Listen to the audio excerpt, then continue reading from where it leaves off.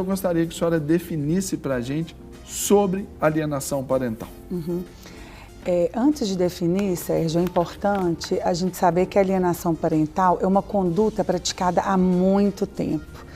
Entretanto, ela gera uma síndrome que foi definida somente em 1985 por um médico psiquiatra americano, perito nesta área judicial. Aí chamou de síndrome da síndrome, alienação. que seria a consequência do ato de alienação. O que é alienação? Só me permita aqui, eu vi uma definição lendo sobre alienação parental. Em algum dos artigos que eu li, colocou lá, síndrome da alienação parental, a construção do desamor. Eu achei isso incrível. Realmente é a construção do desamor.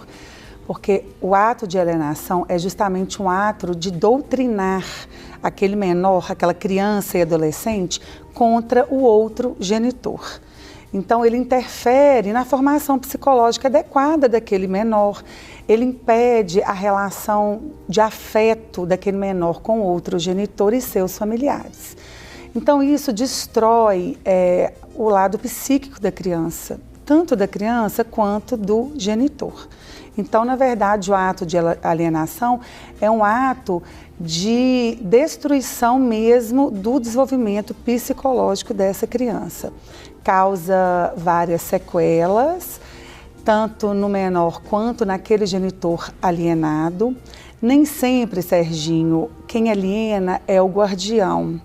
Trabalhando em muitos processos de direito de família, especificamente alienação parental, percebo que genitor também, que não é o guardião do menor, ele pratica o ato de alienação.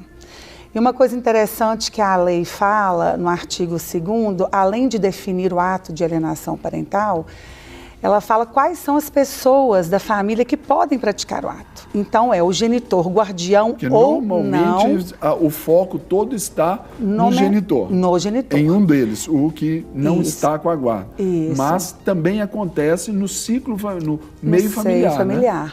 Pode ser praticado por avós, por qualquer parente que tem, tios, primos, qualquer pessoa no seio familiar que tem aquela guarda daquele menor. Então, a lei 12.318, ela veio em 2010 como uma forma de prevenir e minimizar, né, esses atos de alienação parental.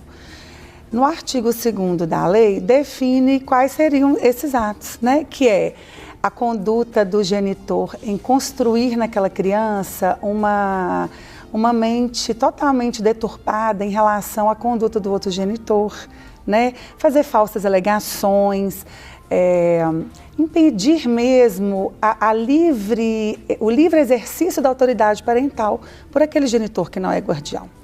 Dificultar o acesso à família, mudar de residências de forma injustificada, omitir assuntos importantes do filho para o outro genitor, como problemas de saúde, questões escolares. Então, todos esses são atos que a lei define. Entretanto, eles não são taxativos. Podem ocorrer outras formas, né, de alienação. Aí já é uma maneira bem ampla já de se até estabelecer, né, a alienação. Isto. E o ato de alienação, na verdade, ele viola um direito fundamental da criança, né? Isso que eu ia perguntar agora, que é o direito da criança e quem normalmente é mais penalizado por isso, né? Mais penalizado. É quem paga a conta é a criança. É que paga a conta, porque ele vai sofrer um dano psíquico que ele vai carregar para o resto da vida. Talvez ele resolverá só com apoio psiquiátrico e psicológico. Agora, doutora, quais são os motivos, né? Ainda que isso vá mais pela área até comportamental, mas quais são os motivos que levam a essa prática da alienação parental, o pessoal entender isso aí? Tá. A maioria dos motivos são relacionados à vingança, à falta de conformação mesmo com o fim daquela relação. A intenção, Sérgio, é destruir a imagem da outra pessoa para o filho.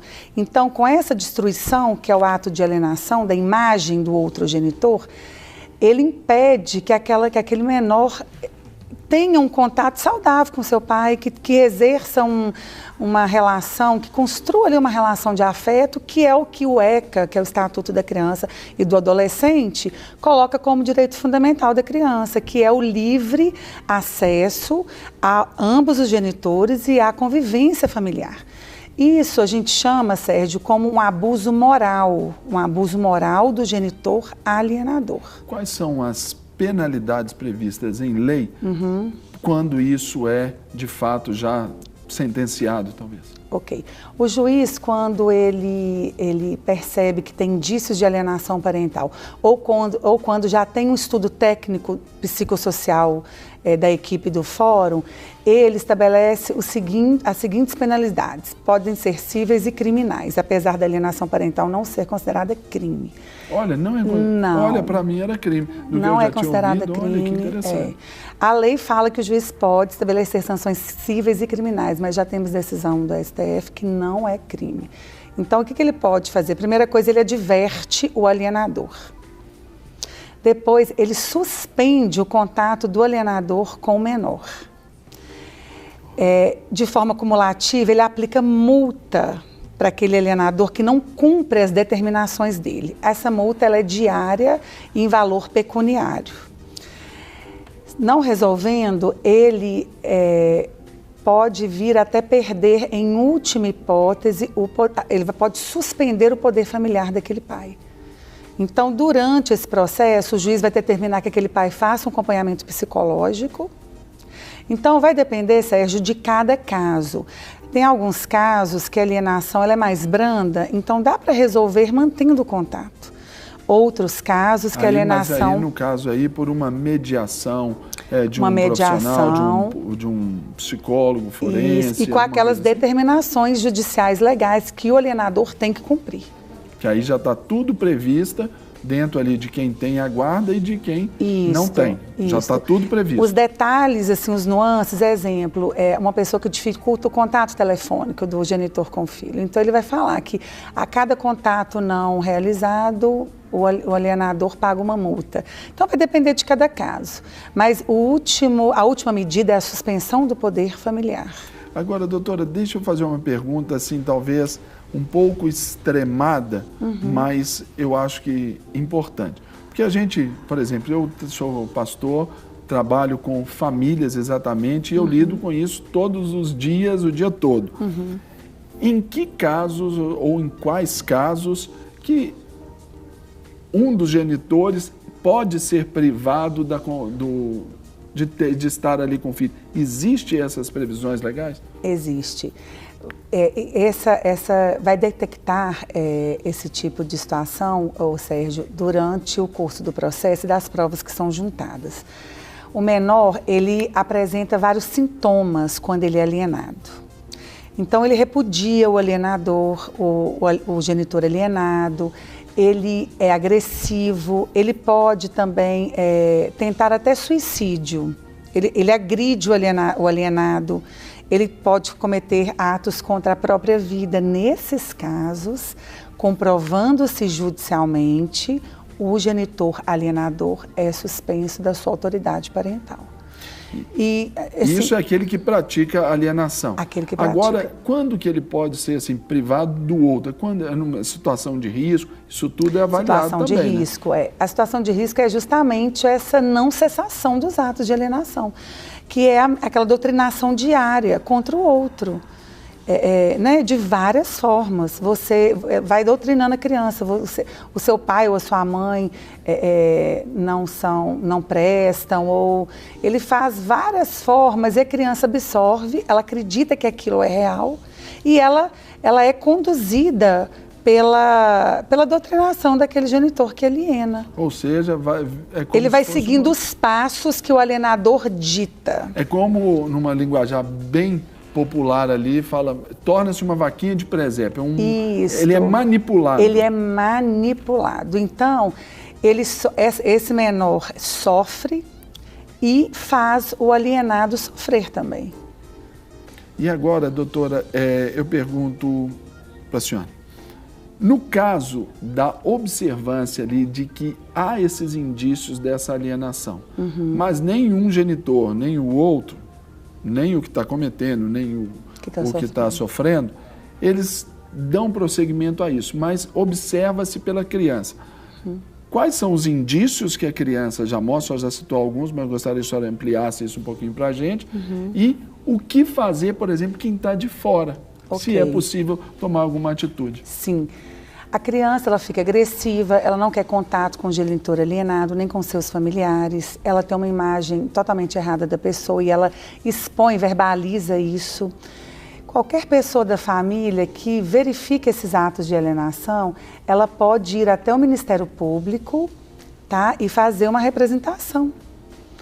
Pode ir também diretamente ao juiz. Então, o juiz pode, de ofício ou provocado, instaurar uma ação de alienação parental e dentro dessa ação, nós vamos ter todo um processo de estudo psicossocial e toda a verificação realmente se esse ato ocorre e se já existem sequelas, tanto no menor quanto no genitor alienado. E se essa ação, por exemplo, parte de alguém que toma partido, alguém faccioso a essa ocorrência, por exemplo, a sogra, ou os pais, né, de um de outro, que querem intervir, olha, eu vou entrar com isso aqui porque eu estou vendo, mas na verdade ela está sendo... Isso tudo, o processo pode apontar ali a razão ou não dentro Pode disso? não, o processo irá apontar a razão. Inclusive, Sérgio, as vítimas, além dos outros familiares serem também alienadores, eles podem ser vítimas também. Um avô, uma avó pode ser uma vítima de alienação. Então, ele tem o direito de ingressar na justiça para ter aquela visitação regular ali do seu neto, né? E apontar ali uma alienação parental. Porque alienação parental não tem que ser só contra o outro genitor, pode ser contra um familiar. Muito recorrente os avós. Agora, também. doutora, uma outra pergunta que eu penso aqui. No caso aí da guarda compartilhada, a guarda compartilhada, ela favorece essa alienação parental ou ela chegou para minimizar esses efeitos aí dessa separação e até evitar um pouco dessa alienação parental? Tá. A guarda compartilhada, ela veio no intuito de minimizar, né, essa alienação parental, justamente para conferir a ambos os genitores uma igual convivência com aquele menor. Muitos confundem, Sérgio, guarda compartilhada com guarda alternada. Os pais pensam que a criança vai passar tantos dias com um, tantos dias com outro por mês. Não é isso. O que é uma guarda compartilhada? É os dois, de forma em conjunto, criar aquele filho. É o que deveria ser sem imposição legal, né? Mas eu te confesso que eu não sou muito a favor da guarda compartilhada em todos os casos. Por que eu não sou a favor? Eu também. Para existir a guarda compartilhada, tem que existir um consenso entre os genitores, tem que existir um diálogo, tem que existir uma relação amistosa. Então, vamos pensar... E no caso das separações, essa é a menor parte. Né? Essa é a menor parte. Então, como que vai existir um diálogo, uma convivência amistosa entre casais que não se falam, entendeu? Que estão brigando por causa da casa, brigando por causa de carro, brigando por causa de dinheiro. Isso. Então, eu só aponto nos meus processos guarda compartilhada quando realmente existe possibilidade. Senão, eu sou favorável à guarda unilateral e a visitação do outro genitor de forma mais livre e ampla possível. Né? Então, essa é a minha opinião. A tentativa da lei foi minimizar, mas infelizmente ela não minimiza os efeitos da alienação parental. É muito difícil, porque Sérgio, aí combater... Independe até da lei, não é? Independe da lei. É muito difícil combater a alienação parental. É muito importante que haja uma conscientização da sociedade, que haja, assim, palestras sobre o assunto, porque isso parte de uma educação familiar. Porque a alienação, ela ocorre dentro do seio familiar. O juiz, ele não está dentro da família para ele estar ali combatendo. Quando o assunto chega ao Poder Judiciário, a situação já está muito grave, o menor já está com muita sequela. Para receber todas as novidades do canal, inscreva-se. E se curtir o vídeo, clique em gostei. Aproveite para acompanhar a Rede Super nas redes sociais.